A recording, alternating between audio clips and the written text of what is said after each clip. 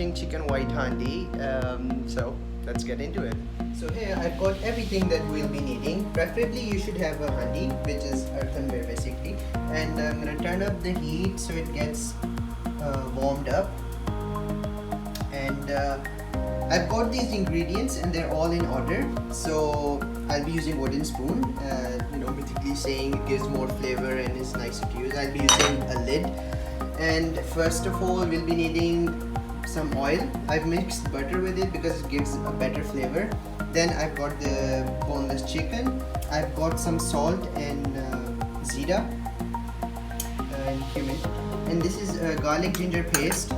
I've got some water cup, and this is crushed dhania. This is a white pepper which I've ground, and this is coconut powder. This is cream. You could use any cream, not necessarily this one, but I kind of like using this one. Some green chilies and black pepper to add in the end. So these are all the ingredients we'll be using. And first of all, we're going to start off with adding the oil. So I'll take the oil, which is like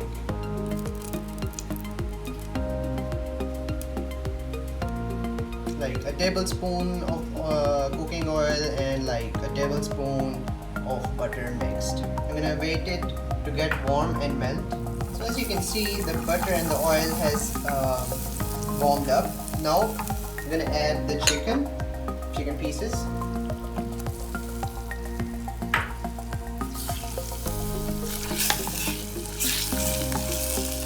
Don't have to brown the chicken, just cook a little bit so it gets turned white, as you can see over here. We have to cook it for like 4 to 5 minutes, but first we have to add salt and cumin, zira. That depends on your taste. I'm using here like a teaspoon or half teaspoon of it, and just mix it well, and then let it rest and cook for 4 to 5 minutes. So while we wait for 4 to 5 minutes for the chicken to get cooked a little bit, just want to say that it's a pretty simple recipe. Students, those living in hostels, they can make it, and you can skip on a few ingredients as well, like the coconut powder and a few others. But of course, it's preferable if you follow the recipe. It'll get more authentic taste. So yeah, enough talking. Let's get back into it. So now that it's been cooking for like 5 to 6 minutes, you can see it's changed color, it's released water, and that's good. Now I'm gonna add the garlic ginger paste, like a tablespoon of it, or 1.5 of it, and I'm gonna add some water,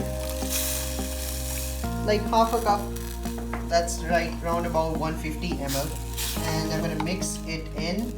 And I'm going to leave that to simmer for a further 4 to 5 minutes, or until the water that you added is half of the amount it is right now. So okay, so it's been now around, I guess, 6-7 minutes, and the water, as you can see, has returned to almost half of the amount that was previously.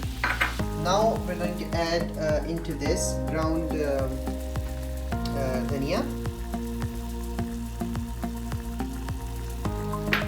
some coconut powder. That's, by the way, ground coriander seeds.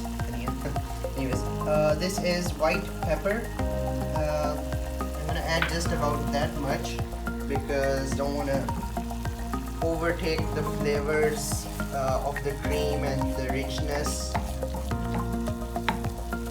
with too much pepper. Now I'm gonna mix it well, and I'm gonna leave it to cook for a further 2 to 3 minutes so the flavors can all infuse together.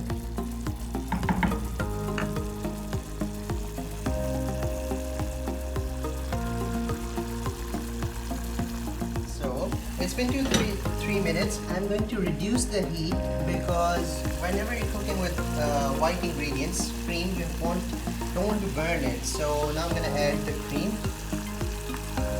around 200 to 300 ml of it. I gotta use both my hands now So basically I'm gonna add the cream and mix it well into the mixture.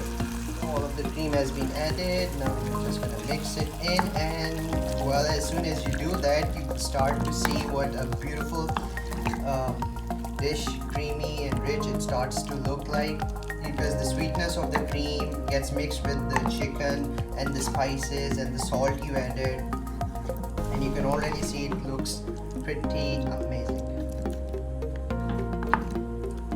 If you don't like too much of the curry or the thickness of it, you can add some milk or water into it. However, you know, the more thicker it is, it looks more creamy and more rich. So we're just gonna let it sit for 4 to 5 minutes, let it simmer, and preferably you have to cook until the oil starts to come on the surface. So now that it's been cooking for a while, and you can see the oil has started to come on top, even though not as much as I'd like, but it's cooked. You can make out from the thickness of the cream. You don't want to get it too thick or start sticking to the bottom. Now I'm going to take the green chilies, I'm going to add them and mix them. Why I'm adding them? Don't add them right before unless you like the hotness of it, because the chilies, they're still hot. And when you cook them, the capsaicin and the molecules that taste hot in your mouth and tongue, they get broken down, so it's easier to eat. That's why I'm going to add it. I'm going to add the black pepper, like a pinch of it, just because it's chicken white handi and you have to keep it white. If you add pepper before or in earlier stages, it's going to change color into more darker one. Now just gonna give it a nice mix. It looks so amazing. Trust me, this is gonna be the best chicken handi you've ever eaten, because it's gonna be the one you made from fresh ingredients following this recipe. Now we're gonna leave it to cook for 2 to 3 minutes, and then it's gonna be ready. So it's been 2 minutes and our handi is ready. Why is it still cooking? I turned the flame off. Well, that's because of the earthenware, mitti ka bartan, because it stores up heat. And see, that's the oil droplets coming on top that I was saying is an indication that your dish is ready. It's pretty hot. I'm gonna give it a little taste test. Let's see. Wow, the salt is perfectly balanced. It's rich and creamy. Wish you guys could taste it. Yum. Okay, that turned out amazing. So I hope you guys enjoyed the video and do try the recipe at your homes. Have a nice day and best of luck. Bye.